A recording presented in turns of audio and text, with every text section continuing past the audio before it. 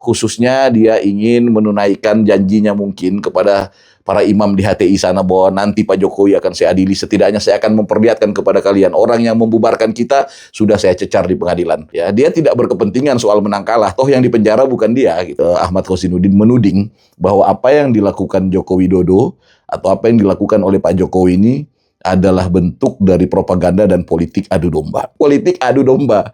Jadi yang adu siapa, dombanya siapa ini? Ya syukurlah pada level ini Ahmad Khozinuddin mengakui bahwa mereka adalah domba-domba yang tersesat. Salah satu dari bentuk kesombongan yang Nabi takutkan itu adalah sombongnya orang berilmu. Dan Dr. Tifa itu pelan tapi pasti sudah memperlihatkan itu gitu loh. Dr. Tifa bilang sebab ada 700 sekian bukti yang itu nanti akan kami tanyakan ke hakim dan Dr. Tifa itu katanya akan membuat persidangan itu menjadi bertahun-tahun. Dia lupakan satu hal bahwa Jokowi nggak takut orang. Dia lupa bahwa Jokowi adalah satu-satunya presiden yang berani mengeksekusi hal-hal besar yang takut dieksekusi oleh presiden-presiden sebelumnya. Meski presiden pernah dipimpin oleh seseorang yang punya pangkat jenderal, semoga arahnya hanya kepada Pak Jokowi. Tapi kalau teror-teror yang mereka sampaikan melalui Rismon, melalui Roy Suryo dan Dr. Tifa dimaksudkan terhadap negara, maka lebih sial lagi karena kalian berhadapan dengan Prabowo Subianto, seorang jenderal yang putus surat takutnya, bahkan perang adalah tradisinya. Pak Jokowi sudah mengatakan terhadap yang lain mungkin termaafkan, tapi terhadap kalian bertiga, Roy, Rismon, dan Tifa, sebagai otak dari segala dalang keributan ini, tidak ada maaf buat kalian.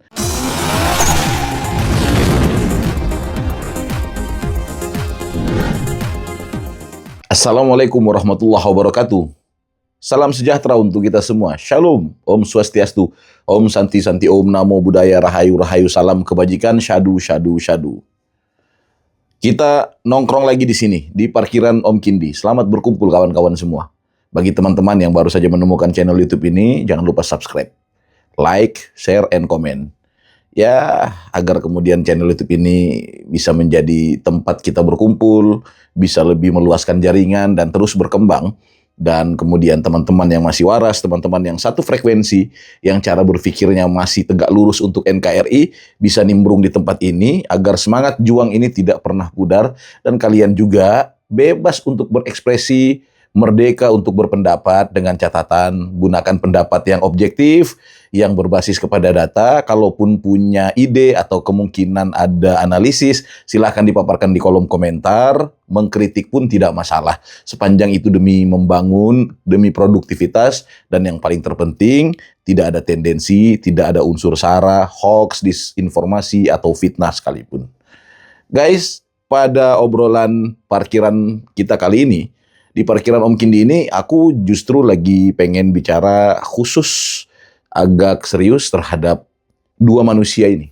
Satu namanya Ahmad Khozinuddin, satu Dr. Tifa. Dua ini aku harus bicara.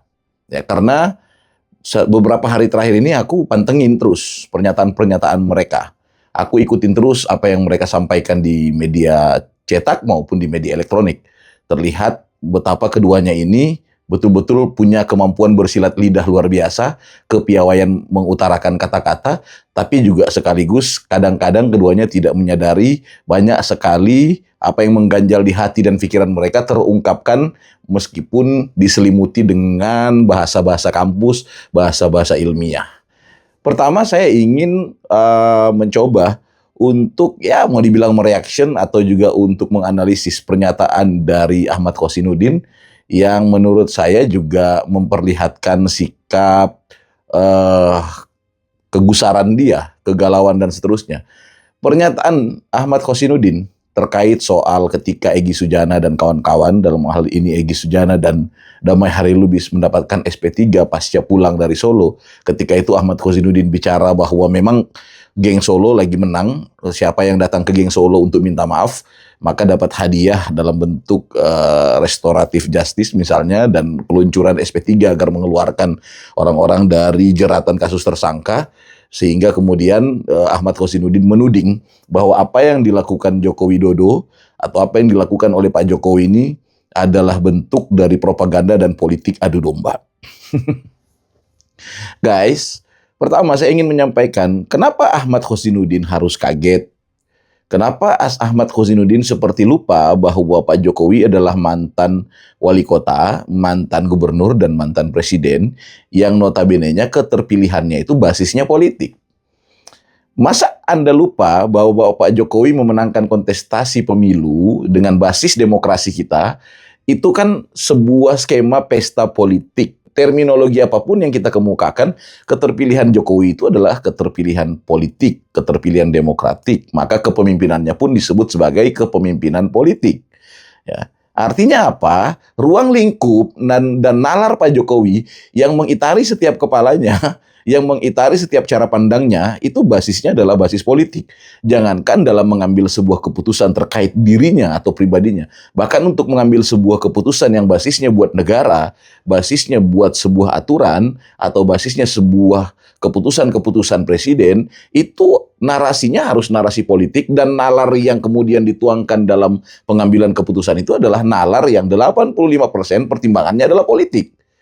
Nah, kalau misalnya pun Anda menuding bahwa Jokowi telah melakukan sebuah politik adu domba atau tengah menjalankan sebuah skema yang di dalamnya ada politik adu domba, politik pecah belah, atau politik benturan dan mungkin manajemen konflik yang dimainkan oleh Pak Jokowi, saya kira seharusnya jauh-jauh hari sebelum Anda memantaskan diri atau memantapkan diri untuk melawan Pak Jokowi, harusnya barang ini Anda sudah hitung jauh-jauh hari. Apakah Anda tidak pernah berhitung resiko-resiko yang akan Anda hadapi ketika melawan seseorang yang ahli catur ini, yang ahli dengan peta ini, yang faktanya memang selalu memenangkan kontestasi? Artinya orang ini terlahir dari perhelatan politik yang panjang di bangsa ini. Harusnya Ahmad Kozinuddin sudah menghitung itu jauh-jauh hari, sehingga dia tidak perlu latah atau lebay mau bilang bahwa Jokowi sedang melakukan politik adu domba, politik propaganda.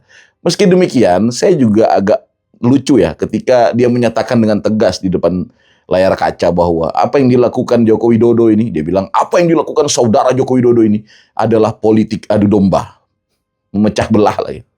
Saya mau ketawanya di mana, teman-teman? Saya ketawanya begini. Ada dua sub-op di situ. Ya, yang pertama adalah adu, dan yang kedua adalah domba. Dalam konteks bahasa Ahmad Kozinuddin bahwa Jokowi tengah melakukan politik adu domba, maka di situ Ahmad Kozinuddin tanpa sadar telah memproklamirkan perbedaan kelas. Jokowi sebagai tukang adu dan mereka sebagai domba. Politik adu domba. Jadi yang adu siapa, dombanya siapa nih? Karena yang beradu ini domba, maka pasti dia lebih dari satu. Berarti tukang adunya hanya satu, Jokowi. Karena kan Jokowi versus everybody. Jokowi melawan mereka semua. Kan gitu, berarti Jokowi melawan domba-domba nih. Ya syukurlah pada level ini Ahmad Kozinuddin mengakui bahwa mereka adalah domba-domba yang tersesat. Itu sekedar intermezzo saja ya, lucu-lucuan saja. Tapi sebenarnya kalau teman-teman mau menafsir itu lebih dalam, tanpa sadar mereka telah melemparkan atau sekaligus melaunching sebuah kalimat-kalimat yang isinya mempertontonkan perbedaan kelas mereka dengan Pak Jokowi. Heran aja, sudah tahu sejak awal mereka domba kok berani gitu melawan orang yang mengerti cara mengadu mereka itu. Oke guys, itu yang pertama. Kita lupakanlah Ahmad Kozinuddin ini dengan segala tompelnya. Kita tidak perlu membahas karena saya pikir juga orang ini sudah kehilangan arah. Ya, orang ini tetap on the track dengan keyakinannya, memaksakan barang ini maju ke meja hukum. Ya, dia tidak berkepentingan soal menang kalah. Toh yang dipenjara bukan dia gitu. Dia tengah membawa kliennya ini untuk pergi berperkara ke tempat yang sesungguhnya, yang pada akhirnya itu akan menjadi rumah pesakitan buat mereka. Dan Ahmad Kozinuddin sekali lagi tidak peduli tentang masa depan Roy Suryo. Nggak peduli tentang masa depannya Rismon, nggak. Yang ada di otak Ahmad Kozinuddin bagaimana menghadirkan Pak Jokowi di ruang persidangan, kemudian dia akan mencecar Pak Jokowi. Dia hanya ingin mempertontonkan sebuah festival intrik politiknya dia untuk memperlihatkan kepada kita semua bahwa dia punya tangan yang bisa menunjuk-nunjuk mantan presiden. Dia hanya ingin memperlihatkan kepada kita semua bagaimana dia akan merendahkan Pak Jokowi nanti di ruang persidangan. Dia sudah tidak sabar juga sebenarnya untuk menuju persidangan, walaupun saat ini juga lagi mikir-mikir maju nggak, karena sekali waktu dia juga berharap untuk tidak sampai di persidangan. Ya masih agak galau-galau juga begitu, masih dilema juga di kepala dia. Ya, tapi dia sedang ingin mau memperlihatkan kepada gerbongnya. Khususnya dia ingin menunaikan janjinya mungkin kepada para imam di HTI sana bahwa nanti Pak Jokowi akan saya adili, setidaknya saya akan memperlihatkan kepada kalian orang yang membubarkan kita sudah saya cecar di pengadilan. Itu harapannya Ahmad Kozinuddin. Sekali lagi lupakanlah si tompel ini. Kita coba ngobrol tentang Ibu Dr. Tifa. Saya adalah orang yang sebenarnya males-males sih ngomong tentang Ibu Dr. Tifa, apalagi juga ketika saya ingin menganalisis, mengkritik juga mungkin kepada seseorang yang berkelamin perempuan. Karena saya belajar tentang penghormatan terhadap wanita, terutama pesan Nabi saya kepada kita semua bahwa cintai ibu kita, ibu kita, ibu. 3 kali nama ibu itu disebut dalam bentuk orang yang harus kita tunduk, kita patuh gitu. Tapi Dr. Tifa tidak melambangkan sikap sebagai perempuan yang memiliki jiwa keibuan. Ada arogansi dan sekali waktu kesombongannya tidak mampu dia tahan.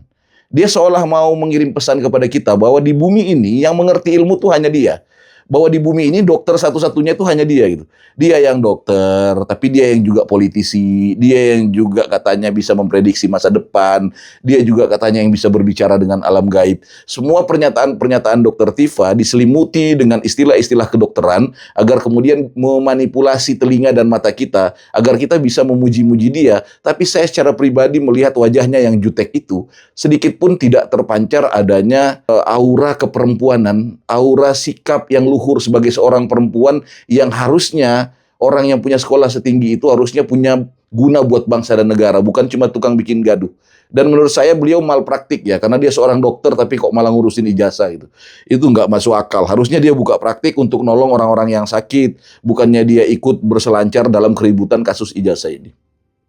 Saya melihat satu cuplikan pernyataan Dr. Tifa yang itu menggelitik saya ketika dia mengatakan kepada Bang Ade Darmawan bahwa sampaikan kepada Pak Jokowi, ini ada saran dari saya, kata Ibu Tifa, kalau boleh Pak Jokowi yang meminta restoratif justice gitu ya. Jadi permintaan RJ itu justru datang dari Pak Jokowi. Agar apa katanya? Agar Pak Jokowi selamat karena ini pertimbangan terkait soal penyakitnya. Dr. Tifa bilang sebab ada 700 sekian bukti yang itu nanti akan kami tanyakan ke hakim dan Dr. Tifa itu katanya akan membuat persidangan itu menjadi bertahun-tahun. Saya nak perutmu Dr. Tifa, kok ente yang mau atur bangsa ini? Emang hakim bisa kok bodoh, iya Pak? Enggak lah seperti itu. Tidak semua hak tanyamu akan kemudian diakomodir, gila lu. Ya, ini yang juga kadang-kadang Dr. Tifa tidak sadari bahwa ilmu pengetahuan yang dia miliki itu telah membentuk pribadinya menjadi arogan dan sombong. Memang Nabi kita pernah mengatakan salah satu dari bentuk kesombongan yang Nabi takutkan itu adalah sombongnya orang berilmu. Dan Dr. Tifa itu pelan tapi pasti sudah memperlihatkan itu gitu loh.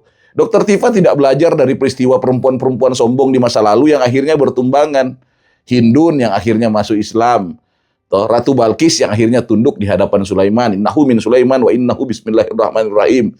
Bagaimana sejarah para perempuan-perempuan ini bertumbangan ya, karena memang ar-rijal qawwamun 'alan nisa, tanpa mengurangi rasa hormat. Perempuan adalah segala-galanya karena ibu kita adalah perempuan. Tapi sayang, Dr. Tifa ini tidak memperlihatkan lambang itu, tidak sedang mewakili perempuan pada umumnya. Dia setengah membawa arogansinya, kesombongannya dan kemarahannya. Satire-satire Dr. Tifa lebih kepada arah mengejek-ejek Pak Jokowi dan merendah-rendahkan Pak Jokowi. Tulisan-tulisan dia yang dia anggap sebagai tulisan yang katanya prihatin padahal isinya penuh dengan ejekan kepada Pak Jokowi itu berkelindan berseliweran di mana-mana dan itu terjadi. Dr. Tifa selain menyatakan bahwa kemudian Pak Jokowi yang harus meminta restoratif justice, dia juga menyampaikan bahwa ada Tifa-Tifa selanjutnya yang sudah dia persiapkan ketika terjadi apa-apa pada dirinya. Ini kan bahasa-bahasa yang selalu mau menabuh genderang perang dan seolah-olah menggertak negara. Menggertak Pak Jokowi dan kawan-kawan. Dia lupa Jokowi orang yang sudah kehilangan rasa takutnya. Dia mungkin melihat Pak Jokowi dengan penuh kesabaran. Pak Jokowi tidak meladeni setiap undangan tawuran yang mereka ajak. Dia lupakan satu hal, bahwa Jokowi nggak takut orang.